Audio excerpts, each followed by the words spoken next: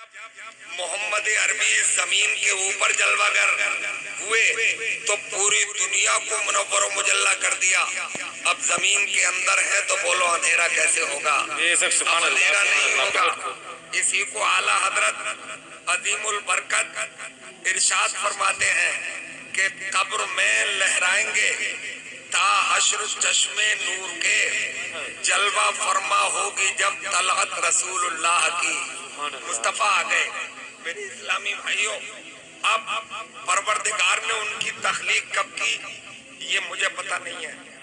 ये समझता हूँ जब मोहम्मद अरबी को पता नहीं है, ये अल्लाह जानता है या अल्लाह के रसूल जानते हैं कि जिनकी अल्लाह ने तख्लीक फरमाई। हाँ, हम और आप तो सिर्फ इतना जानते हैं कि खुद मुस्तफा ने फरमाया कुंतो नबिय्युम व आदमो बैनल माए वत्तीन, मैं तो उस वक्त भी नबी था जब हजरत आदम भी नहीं थे, आबो गिल की मंजिलें तय कर रहे थे, मैं तो उस वक्त भी नबी था। मेरे इस्लामी भाइयों, अब दोनों आलम के मालिक को मुख्तार आ गए, कायनात के सरदार आ गए, परवरदिगार के महबूब आ गए इस दुनिया में और पूरी दुनिया को मुनव्वर मुजल्ला कर दिया। मैं तो उसे इस अंदाज में कह के गुजरता हूँ कि जिसे हम दिन समझते हैं, जिसे हम दिन समझते हैं सियाह है तेरे चेहरे की, और जिसे हम रात कहते हैं तेरी जुल्फों का साया है। आओ सुनो, मैं आपको एक बात और बता दूं, हमारे तो वो मुस्तफा हैं, हमारे तो वो आका हैं, हम उनका कलमा पढ़ते हैं, हम उनका जिक्र करेंगे, आप उनका जिक्र करोगे तो सामने वाला ये कह सकता है कि ये तो उस नबी का कलमा पढ़ते हैं, ये तो उनको मानने वाले लोग हैं, ये जिक्र करते हैं तो कोई बड़ी बात नहीं है। मेरे भाइयों, अब मैं आपको बताना ये चाहता हूँ कि अपने ही नहीं बल्कि बेगाने भी मुस्तफा का जिक्र करते हैं। आओ मैं आपको बताऊं कि एक किताब इसी हिंदुस्तान में लिखी गई और उस किताब का नाम है मोहम्मद इस्लाम के पैगंबर। क्या नाम है किताब का? मोहम्मद इस्लाम के पैगंबर। हिंदी में लिखी हुई किताब है वो, 20 औरात की किताब है वो। दिल्ली कभी जाना हो तो दिल्ली की जामा मस्जिद के इर्द गिर्द जितने बुक स्टाइल हैं, जितने किताब घर हैं, वो सब पे मिल जाती है। लिखी किसने है? ये लिखी है प्रोफेसर कृष्णा रामाराव ने। ये अपना नाम तो नहीं है, ये अपनी संस्कृति का ही है। हाँ, हिंदुस्तानी नाम है, मगर मेरे भाई ये अपना नाम नहीं। प्रोफेसर कृष्णा रामाराव लिखते हैं कि मैंने मोहम्मद को जिस एंगल से भी देखा, जिस नजरिए से भी देखा, जिस दृष्टिकोण से देखा, तो मैंने उन्हें मुकम्मल पाया, मैंने उन्हें पूर्ण पाया, मैंने उन्हें लाजवाब पाया। जैसे मैंने उन्हें एक फकीर की हैसियत से देखा तो पहमद पे भी पहमद लगे हुए देखे और पेट से पत्थर बंधे हुए देखे, और उनकी जूतियों को मैंने मोटे धागों से सिला हुआ देखा। और जब मैंने उसी पर्सनालिटी को एक हुक्मरान की हैसियत से देखा तो ये जमीन तो बेइज्जती क्या है, मैंने उनकी उंगली के इशारे पर चांद को फटते हुए देखा, डूबते हुए सूरज को वापस आते हुए देखा, कंकरों को कलमा पढ़ते हुए देखा। और जब मैंने उन्हें चीफ जनरल की हैसियत से देखा, यानी चीफ जनरल था, तो मैदाने बद्र में जलवे देखे।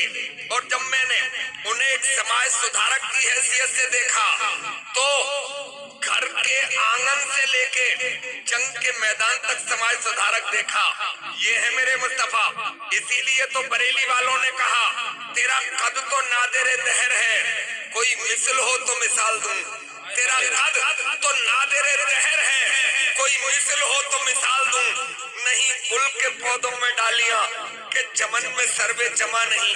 ये मेरे मुस्तफा हैं। आओ, आपने एक नाम और सुना होगा, दुनिया का बहुत, जिसे जर्मनी के हिटलर के नाम से याद किया जाता है। उसी की बुनियाद पर सेकंड वर्ल्ड वार हुआ, दूसरी जंग अजीम हुई, 2.5 करोड़ लोग मारे गए, हिरोशिमा और नागासाकी जैसे खूबसूरत शहर तबाह कर दिए गए। वो हिटलर जो किसी की तारीफ नहीं करता था, कभी किसी की प्रशंसा नहीं करता था, वो हिटलर जब हमारे तुम्हारे आका के लिए बोलता है तो इस अंदाज में बोलता है कि एक उसूल है, एक ज़ाब्ता है, एक कानून है कि जो वक्त गुजर रहा है उसे रोका नहीं जा सकता। बोलो, रोका जा सकता है? जो गुजर गया वो गुजर गया, और जो गुजर गया है उसे वापस नहीं लाया जा सकता। यानी वक्त का रीटेक भी नहीं किया जा सकता और वक्त को रोका भी नहीं जा सकता। अब हिटलर बोलता है कि ये उसूल भी अगर टूटा है और ये उसूल भी अगर तोड़ा गया है तो ये मोहम्मद अरबी की शान है कि जब मेराज को जाते हैं तो वक्त की नफ्स को रोक दिया जाता है, और जब सूरज मगरिब में चला जाता है तो अबरू के मुस्तफा जाने रहमत की शान। सुभान अल्लाह, बेशक बहुत खूब, सुभान अल्लाह। ये मेरे मुस्तफा हैं, उनका तज़किरा सुनने और सुनाने के लिए हम हाजिर आए हैं और उन्हीं के शहजादे की मौजूदगी में आए हैं। सुभान अल्लाह, सोने पे सुहागा है, महफिल में 4 चांद लगे हुए हैं, इसलिए कि हम उन्हीं का तज़किरा तो कर रहे हैं।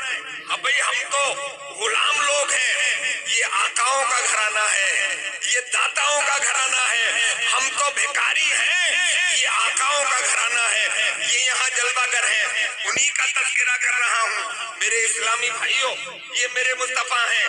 तभी किसी शायर ने कहा, सानी तेरा कौनैन के किश्वर में नहीं है, हद ये है कि साया भी बराबर में नहीं है। ये मेरे मुस्तफा हैं। मेरे इस्लामी भाइयों, बात लंबी नहीं करना है, मगर आपसे गुजारिश फिर कर रहा हूँ कि जितनी देर भी सही आप तवज्जो से सुन लें। मैं आपको खास बातें बताने जा रहा हूँ। मेरे इस्लामी भाइयों, ये मेरे मुस्तफा हैं, मगर मैं आपसे एक बात पूछूंगा। मुस्तफा जाने रहमत आज से 1450 बरस पहले आए थे इस दुनिया में, क्यों आए? अल्लाह ने इन्हें दुनिया में क्यों भेजा? मुस्तफा क्यों तशरीफ लाए? आप जवाब दोगे सब मिलके कि हमें मालूम है क्यों आए थे मुस्तफा। इसलिए आए थे कि चांद के 2 टुकड़े कर दें, डूबे हुए सूरज को लौटा दें, कंकरियों से कलमा पढ़वा दें। मैं इनकार करता हूँ इन बातों का। सरकार इसलिए आए नहीं थे, सरकार तो मुस्तफा जाने रहमत की आमद न चांद के 2 टुकड़े करने के लिए हुई थी, न सूरज को लौटाने के लिए हुई थी। मुस्तफा जाने रहमत तो इसलिए इस दुनिया में आए थे, रब ने इसलिए इस दुनिया में भेजा था। ए महबूब, मैंने तुझे मुकम्मल बनाया है, मैंने तुम्हें लाजवाब बनाया है, मैंने तुम्हें बेमिसल बनाया है। अब दुनिया में जा रहे हो महबूब, जो तुम्हारे दामन से वाबस्ता हो जाए वो भी लाजवाब होना चाहिए, वो भी बेमिसल होना चाहिए, उसका भी कोई तोड़ नहीं होना चाहिए। ईमानदारी से बताना, जिन्होंने मुस्तफा का दामन थाम लिया, बताओ उनका कोई जवाब था? उनका कोई तोड़ था? उनका कोई मुकाबला था? कसम खुदा की, उन्हीं मुस्तफा के दीवानों ने बहते दरिया रोके हैं। खाने के लिए रोटी तो नहीं थी, मगर रेतदारों पे कश्तियां चलाई हैं, हवा के दोष पे मुसल्ले बिछाए हैं। हालात तो गैर मुनासिब रहे हैं मेरे इस्लामी भाइयों, मगर उन्होंने कमाल करके दिखाया है। दुनिया का हर चैलेंज कबूल किया उन्होंने, इसलिए कि मुस्तफा ने उन्हें ये सबक पढ़ा दिया था, ये दुनिया है, इसमें अप डाउन होता रहेगा, ज्वार भाटा आता रहेगा। तुम अप में रहना या डाउन में, तुम ज्वार में रहना या भाटे में, मगर इस्लाम के दामन को मजबूती से थामे रहना। दुनिया की ताकूती ताकतें तुम्हारे सामने घुटने टेकने पे मजबूर हो जाए। सुभान अल्लाह, बहुत खूब मेरे इस्लामी भाइयों, और ये पूरी कायनात ने देखा है कि मुस्तफा ने और मुस्तफा के दीवानों ने दुनिया का हर चैलेंज कबूल किया। वो लोग किया या नहीं किया? हर चैलेंज कबूल किया था उन दीवानों ने। फटे हुए नोट बंद हो गए, ये नहीं चलते। और दियो ही मत। ये पैसों वाली तकरीर ही नहीं है, ये तो सिर्फ सुनने वाली तकरीर कर रहा हूं मैं। एक भी आदमी पैसा देने ना आए, मगर ये 45 मिनट मुझे आप झेल लें, क्योंकि अब सोने का वक्त है, सुनने का वक्त तो है नहीं।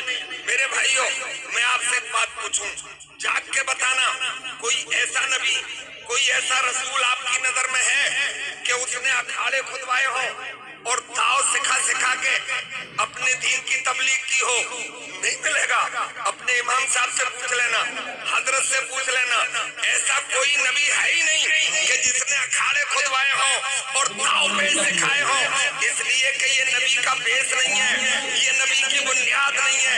नबी तो अल्लाह के बंदों को अल्लाह से करीब करने के लिए आता है, भटकों को राह रास्त पे लाने के लिए आता है, अल्लाह के बंदों को अल्लाह की बारगाह में झुकाने के लिए आता है, कलमा पढ़ा के रब का दीवाना बनाने के लिए आता है। सुभान अल्लाह बेशक बहुत। मगर मेरे भाइयों, मैं तुम्हें अलबेली बात बताने जा रहा हूँ, मगर मैं किसी और नबी का तज़किरा क्या करूं, अपने ही मुस्तफा का जिक्र करूं।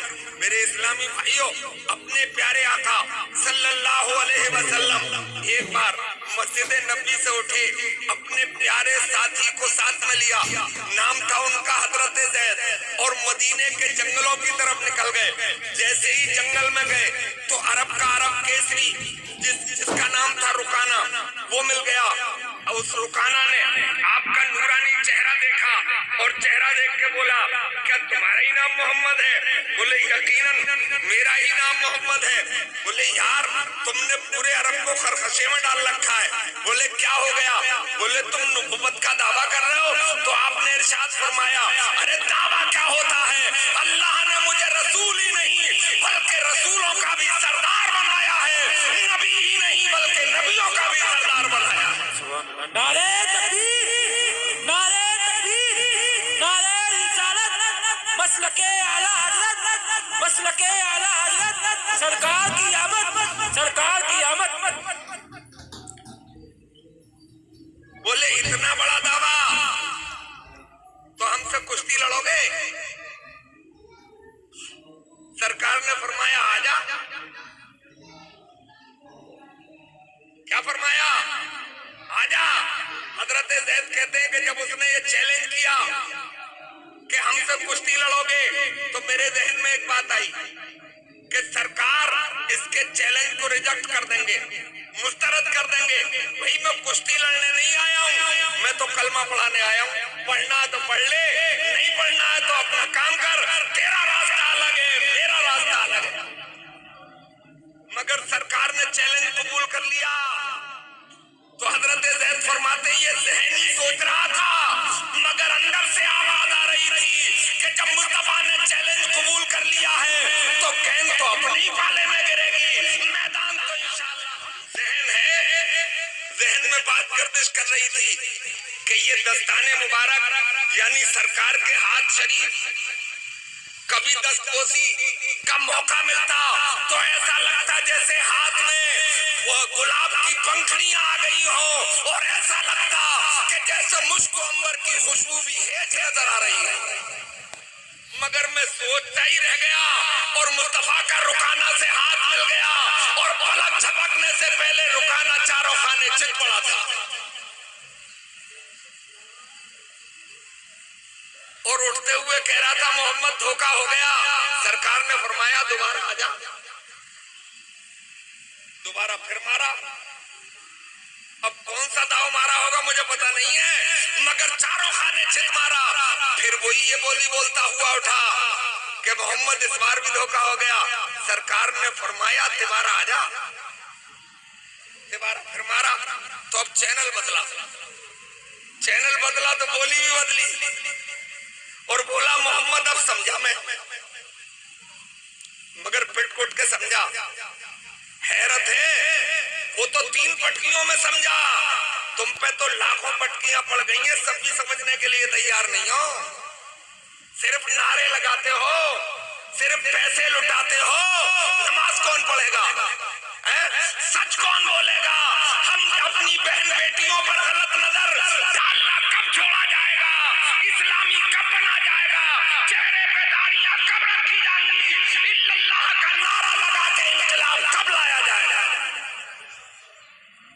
खाली जलसे ही होंगे या कुछ काम भी होगा?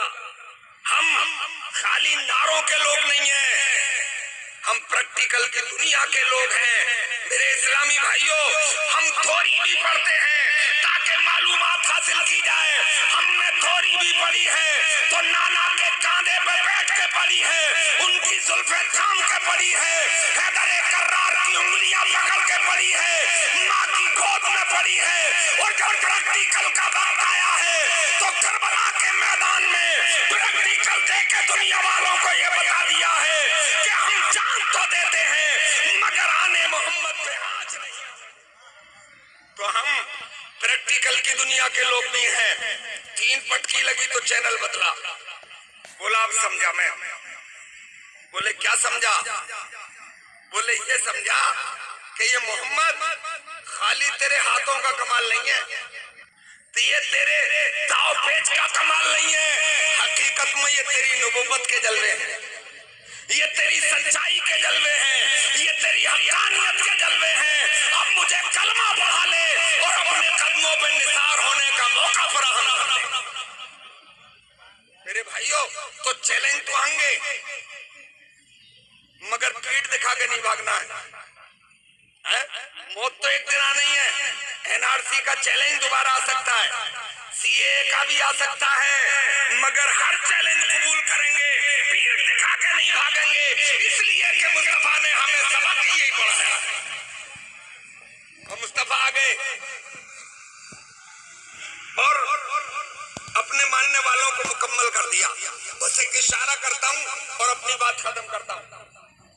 कितना मुकम्मल किया मुस्तफा ने कि वो अरब के बद्धू, वो अरब के चरवाहे, जिन्हें कोई पूछता नहीं था, जिन्हें कोई जानता नहीं था, जिनका कोई निजाम नहीं था, मगर मुस्तफा आ गए तो जब वो मैदान में उतरते थे तो लोहे की दीवार बन जाते थे और मस्जिद में पहुंच जाते थे तो 1-1 हजार रकअत पढ़ के भी दम नहीं लेते थे।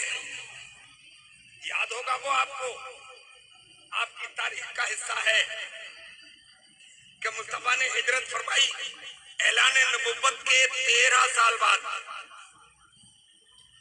और यसरफ को मदीना बनाया। और वहां एक चबूतरा जिसे अरबी जबान में सुफ़ा कहते हैं बना लिया, उसी पे बैठे रहते थे।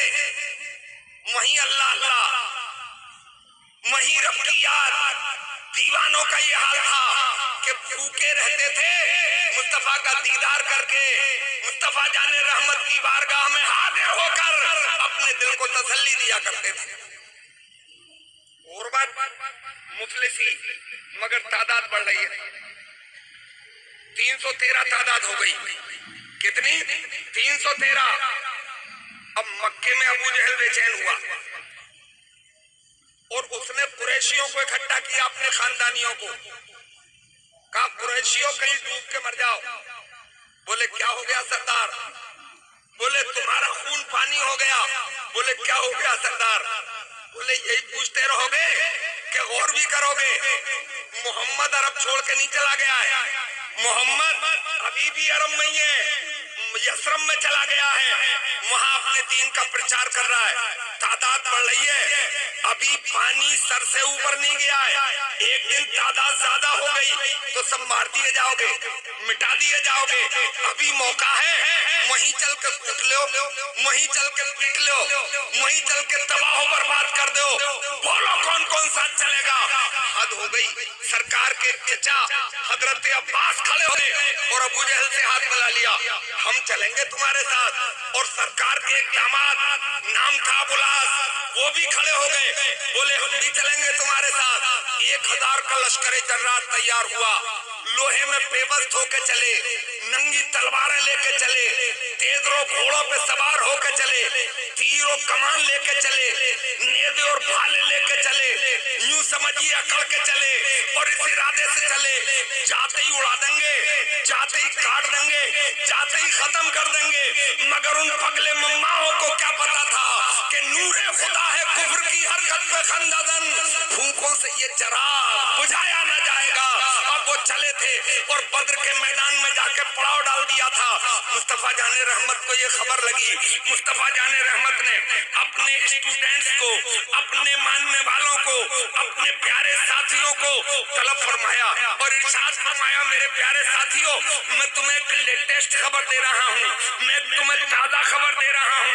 मुस्तफा जाने रहमत की बारगाह में असहाब ने दस्तबस्त अर्ज किया, गर्दन झुका के, या रसूल अल्लाह हम हाजिर हैं, वो खबर क्या है? तो मुस्तफा ने फरमाया कि मेरे प्यारे साथियों, अबू जहल आ गया है बद्र के मैदान में, 1000 का लश्कर जर्रार लेके आया है, लोहे में बेबस्त होके आए हैं, तेजरों घोड़ों पे सवार होके आए हैं, नंगी तलवारें लेके आए हैं, करियल जवान साथ में लेके आए हैं, सामान्य रसद उनके पास है। ये तो उनके हालात हैं और तुम्हारे हालात भी मुझसे छुपे हुए नहीं है। अरे तुम्हारे पास तो खाने के लिए वक्त पर रोटी नहीं है, तुम्हारे भूख की वजह से पेट पीठ से चिपक गए हैं, पहनने के लिए कपड़े नहीं है, लड़ने के लिए तलवारें नहीं है, चढ़ने के लिए घोड़े नहीं है, फेंकने के लिए तुम्हारे पास नेज़े और भाले नहीं है, चलाने के लिए तुम्हारे पास तीर नहीं है, कमान नहीं है। क्या ऐसे आलम में तुम उनसे मुकाबला कर लोगे? तो मुस्तफा जाने रहमत के दीवानों ने अर्ज किया था, हम उनकी तलवारें देखेंगे, हम उनके नेज़े देखेंगे, हम उनके भाले देखेंगे, हम उनके तेजरों घोड़े देखेंगे, हम उन्हें लोहे में बेबस देखेंगे, हम उनके भरे हुए पेट देखेंगे। मुस्तफा, हम उनकी तलवारें नहीं देखेंगे, हम उनके नेज़े नहीं देखेंगे, हम उनके भाले नहीं देखेंगे, हम उनके तीरों कमान नहीं देखेंगे, उनके तेजरों घोड़े नहीं देखेंगे। मुस्तफा, हम तो आपकी जबान से निकले हुए प्यारे अल्फाज देखेंगे। आप इशारा कर देंगे, ये तो अरब के लोग हैं, हम पहाड़ों से टकरा जाएंगे। आपकी अबरू का इशारा होगा तो समुद्रों की लहरों में कूद जाएंगे। जालंधरी ने इसकी मंजरकशी की है। वो कहते हैं कि उन दीवानों ने कहा था, ताल अल्लाह, ये शेवा नहीं हम बावफाओं का, पिया है दूध हमने गैरत वाली माओं का। नबी का हुक्म हो तो कूद जाए हम समंदर में, जहां को महक कर दें नाराए अल्लाह अकबर में। ये कह के दीवाने उठे थे और बद्र का रुख किया था। मुस्तफा ने फरमाया, रुक जाओ, रुक जाओ, हम भी तो तुम्हारे साथ चलेंगे। सिर्फ जंगी नहीं लड़ना है, बल्कि पूरी दुनिया को इतिहास देना है। पूरी दुनिया को चलो, तलवारें नहीं है, खजूरों की डंडियां ले लो, ताकि कोई ये इल्जाम न लगा सके कि इस्लाम तलवार से फैला हुआ मजहब है, इस्लाम नेज़े और भाले से फैला हुआ मजहब है, जबरदस्ती का मजहब है। खजूरों की डंडियां लेके चलो, ताकि पूरी दुनिया ये कहने पे मजबूर हो जाए कि इस्लाम तलवार के बलबूते पे नहीं फैला है, इस्लाम तो मुस्तफा जाने रहमत की गुलामी के बलबूते पे फैला है, सच्चाई के बलबूते पे फैला है, इल्लल्लाह के नारों से फैला है, मोहम्मद रसूलुल्लाह के जलवों से फैला है। वो दीवाने खजूरों की डंडियां लेके चले थे। अकल तो कुछ और ही कहती है, मगर जहां अकल के घोड़े थक जाते हैं और पटकी खा जाते हैं, वहां से दीवानों की शुरुआत होती है। दिल हमें हुआ हासिल दर्द में फना होकर और इश्क का हुआ आगाज गम की इंतहा होकर।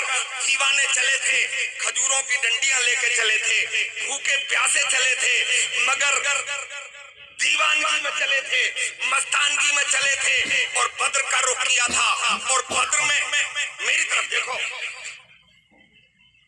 किधर और मत देखो, बस थोड़ी देर हूं मैं, वैसे वैसे मत लाना, वैसे वैसे रोक दो। जिसका दिल करे बाद में हजरत के कदमों पे निसार कर देना, निछावर कर देना। समझ गए बात? थोड़ी देर बाद समझ में आ रही है। बद्र की तरफ चले। अबू जहल बद्र के रेते के टीले पे खड़ा हुआ था। उसकी नजर और उनके दीवानों पर, तो पलट के अपने साथियों से बोला, बोले खुश हो जाओ। बोले क्या हो गया सरदार? अरे उनके पास तो चढ़ने के घोड़े भी नहीं है। करीब में आए तो और चीख के बोला, बोले खुशियां मनाओ, उछलो कूदो, नाचो, खुश हो जाओ। अरे उनके पास तो लड़ने के लिए तलवारें भी नहीं है, फेंकने के लिए नेज़े और भाले भी नहीं है, चलाने के लिए तीरों कमान भी नहीं है।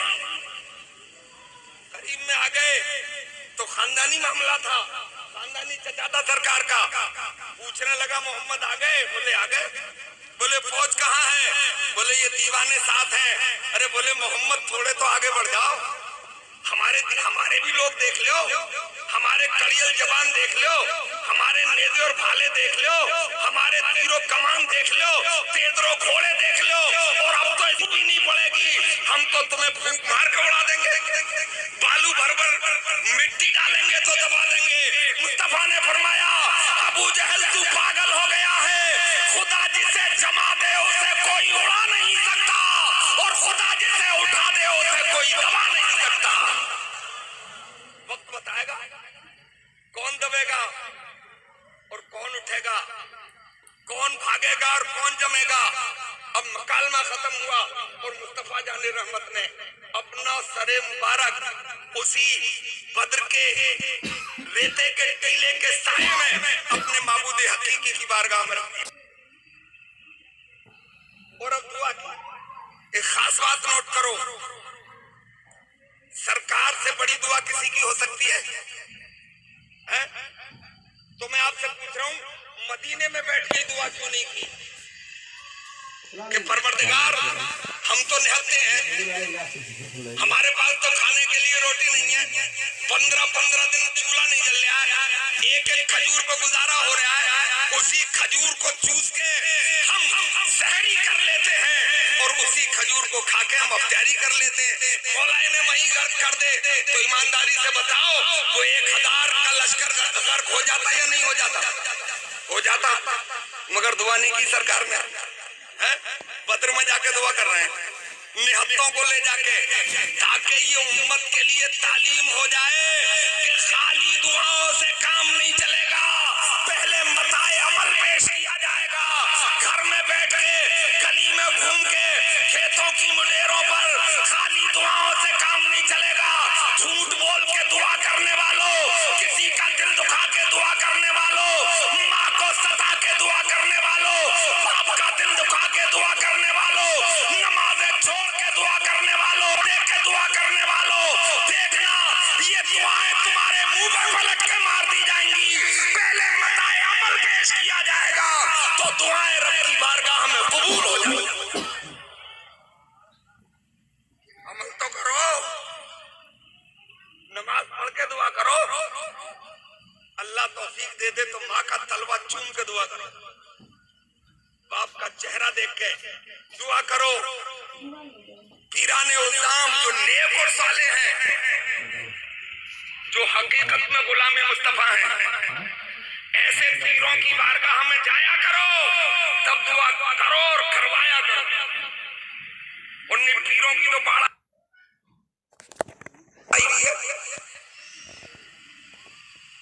हरे कपड़े पहन के आ गया वो भी पीर बाबा, काले वस्त्र में आ गया वो भी पीर बाबा, यानी कि लटका बाबा, मटका बाबा, झटका बाबा गली गली घूम रहे हैं। उन्हें पहला कलमा तक सही याद नहीं होता है ना। हमारे यहाँ के पीर औरतों को बेपर्दा मुरीद करते। किसी शरीफ घराने की कोई कनीज़े फातिमा ने भी चर्चा सुना उनका, पर्दे में मुरीद होने के लिए आ गए। बहुत गुस्से हुए भाई, बहुत गुस्से हुए, चीख पड़े, बोले कमबख्त मेरे सामने भी पर्दे में आई है, यहाँ मुंह नहीं दिखाएगी तो कयामत में कैसे पहचानूंगा। बोलो गुंडागर्दी है या नहीं है? मेरी मां तकरीर हुई और मैंने कहा इस पाखंडी पीर से मैं ये पूछना चाहता हूँ, पहले तू कयामत को खुद अपने आप को पहचान लियो, इन्हें कहाँ पहचानेगा? तो ये ऐलान करो कि जो मुस्तफा का गुलाम नहीं होगा वो हमारा इमाम नहीं होगा, जो मुस्तफा का गुलाम होगा वही हमारा इमाम होगा। पीरों पे भी जरा कड़ी नजर रखो। और हम भी इतने पागल हैं कि जैसे ही देखा रंगा हुआ अंदर से बिल्कुल काला, तन गुजरो मन कारो और पगड़ा को सो भेस, अरे यहाँ से तो कागा भला कि नीचे ऊपर है, इससे तो कौवे अच्छे हैं। इन पगलों से। मेरे इस्लामी भाइयों, मैं तो पीर उसको समझता हूँ कि जिसकी बारगाह में हाजिर हुआ जाए तो उसका चेहरा देख के परवरदिगार याद आए। मुस्तफा जाने रहमत के मोहब्बत के जलवे उसके सीने में मोचलन होने लगे। अब सरकार दुआ कर रहे हैं, और दुआ भी ऐसी ऐनिक, दुआ भी ऐसी अनोखी, दुआ भी ऐसी अलबेली। मुस्तफा ने अर्ज किया, मेरे परवरदिगार, जो मेरा काम था कर दिया, यानी इन निहत्तों को 1000 तलवार वालों के मुकाबले में लाके खड़ा कर दिया। मेरे मौला, अब लाज रखना ये तेरे दस्ते कुदरत में है, मगर मेरे परवरदिगार, ये 313 ही हैं सुरुए जमीन पे जो तेरा नाम लेते हैं, तेरे दीन को फॉलो करते हैं। अगर ये मारे गए तो रुए जमीन पे तेरा कोई नाम लेवा नहीं रहेगा। ये दुआ की थी, ये अदाए मुस्तफाई है। ये वो मंजिल है जिस मंजिल पे कोई फाइज उनके अलावा हो ही नहीं सकता था। परवरदिगार ने दिल में है और कामयाबी की बशारत दे दी। महबूब अब ये सर उठा ले। सर उठाया तो लोगों में तबस्सुम था, मुस्कुराहट थी, और मुस्कुराकर अपने एक साथी को करीब बुलाए, इधर आओ। खजूर की डंडी ले ली हाथ में से और लकीर खींची, इसे गौर से देख लो, अबू जहल यहाँ पछाड़ा जाएगा। दूसरी लकीर खींची, बोले इनका सरदार उतवा यहाँ मारा जाएगा, शीबा यहाँ मारा जाएगा, फला इब्ने फला यहाँ पछाड़ा जाएगा। मेरे भाइयों, मुख्तसर ये कि जंग की शुरुआत होती है, इधर तलवारों वाले आते हैं, नेज़े और भाले वाले आते हैं, घोड़ों पे सवार होके आते हैं, इधर मुस्तफा के दीवाने खजूरों की डंडियां लेके मैदान में उतरते हैं। अभी सूरज निस्फ नहार से मगरिब की जानिब में नहीं झुका था कि उन 313 खजूरों की डंडियों वालों ने 1000 को मार गिराया था, इसलिए कि मुस्तफा ने उन्हें मुकम्मल कर दिया था। तारीख में लिखा है 70 मार गिराए थे, 70 गिरफ्तार कर लिए थे, बाकी बचे हुए विपरीत दिशाओं में भाग गए। मुख्तलिफ सिमतों में पीछे वाला बड़ी तेजी से आवाज लगा रहा था, बोले भाग लो। बोले क्यों, किधर जा रहे हो? बोले पता नहीं है, जान तो बचाओ, भाग लो। भाग गए थे, मगर एक मक्के की तरफ भाग गया था, पता नहीं था मक्के जा रहा हूं, भाग गया था उधर। और ये मक्के वालों का हाल क्या था, ये रोज उसी डगर पे बैठ जाते थे निकल के।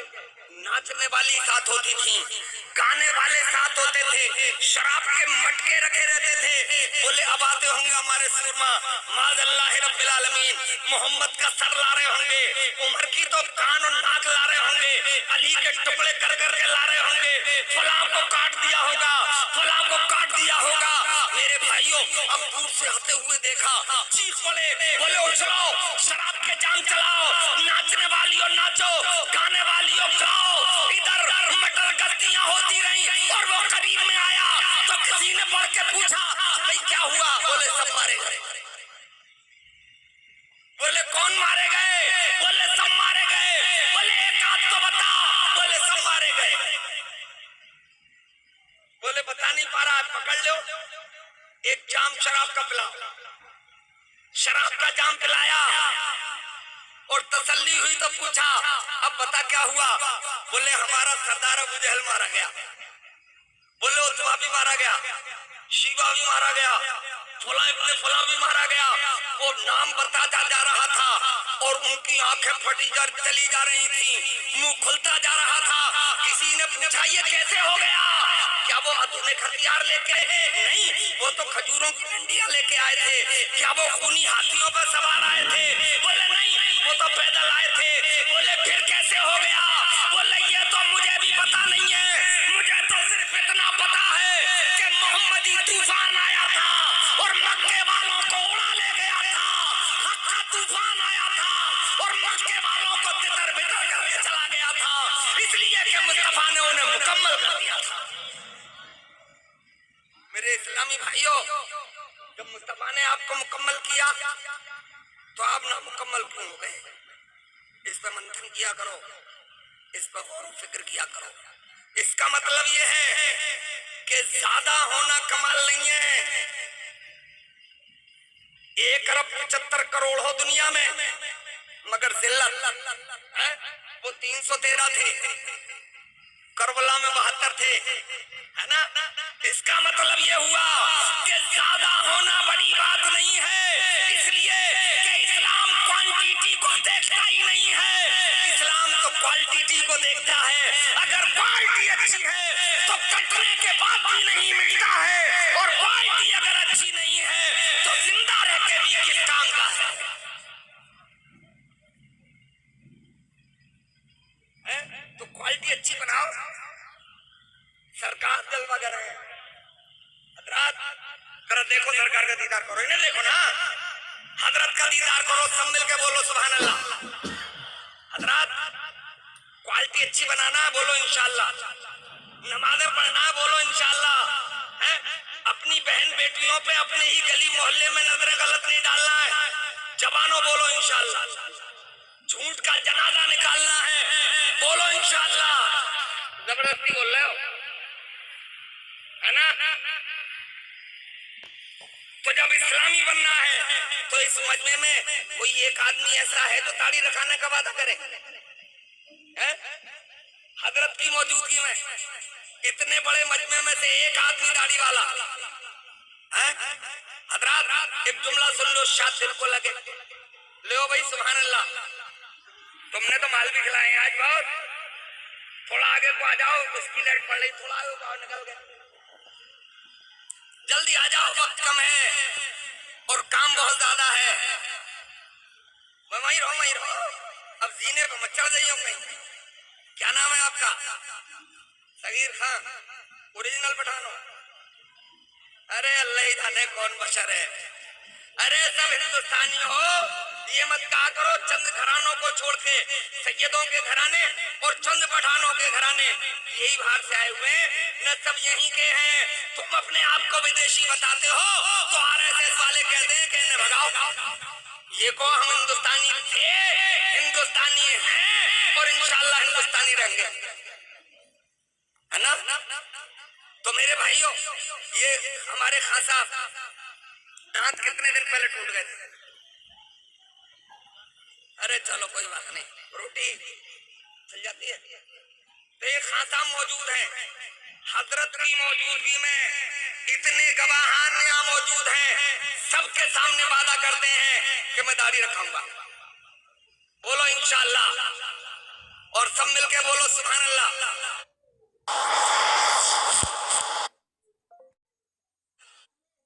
सबीर भाई एक जुमला सुनो सब लोग मिलके, दुनिया के सबसे हसीन चेहरे पे दाढ़ी है, दुनिया के सबसे ब्यूटीफुल चेहरे पे दाढ़ी थी, पैगंबर इस्लाम के रूए मुबारक पर रीशे मुबारक थी, दाढ़ी पाक थी। अगर दाढ़ी हुस्न घटाने के